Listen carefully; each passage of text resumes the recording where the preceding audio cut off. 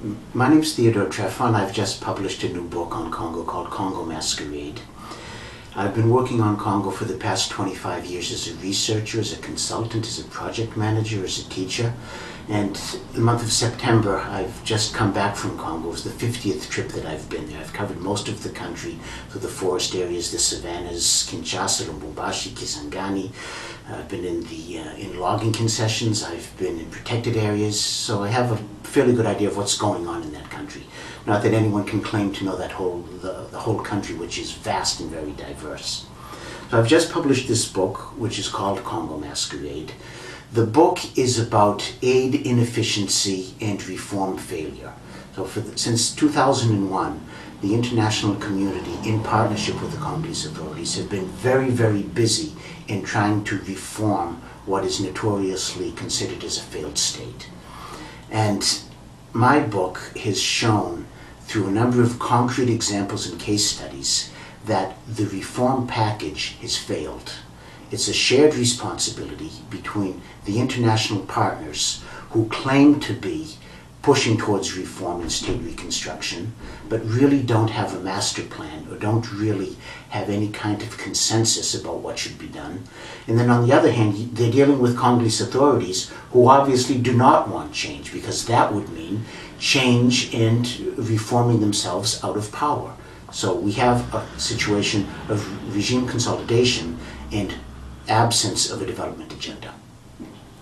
Now, the book is timely now because we're heading towards elections. The end of November will be the second democratically held elections since the country emerged from crisis.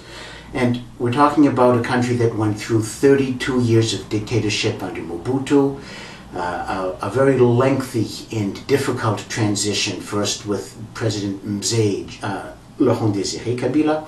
Then his son became president in 2001 after his father was assassinated.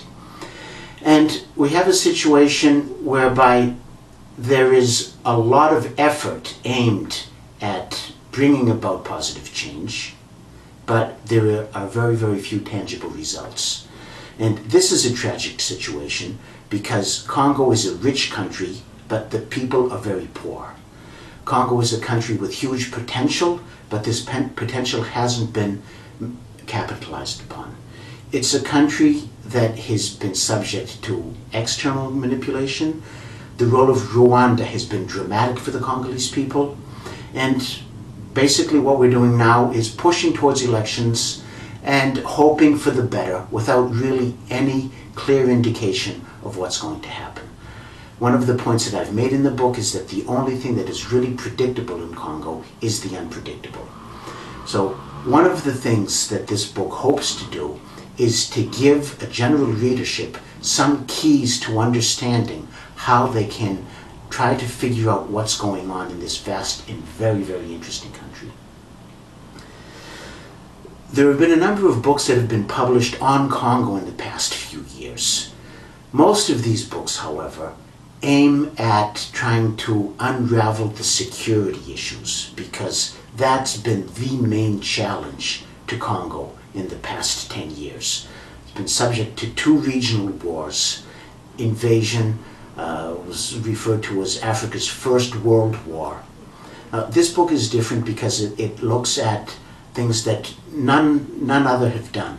For example, the role of public administration, the role of re-knitting the vast territory back together.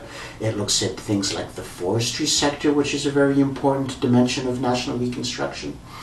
It looks at things like how ordinary people themselves perceive the state. And this is something that's also very, very often overlooked. And I'm one of the people that's able to do that because my work has combined political science analysis with grassroots anthropological perspectives.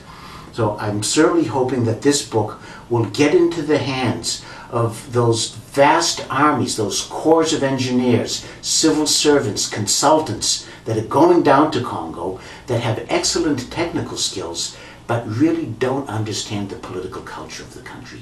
So this is the main contribution that I think Congo Masquerade will be able to present.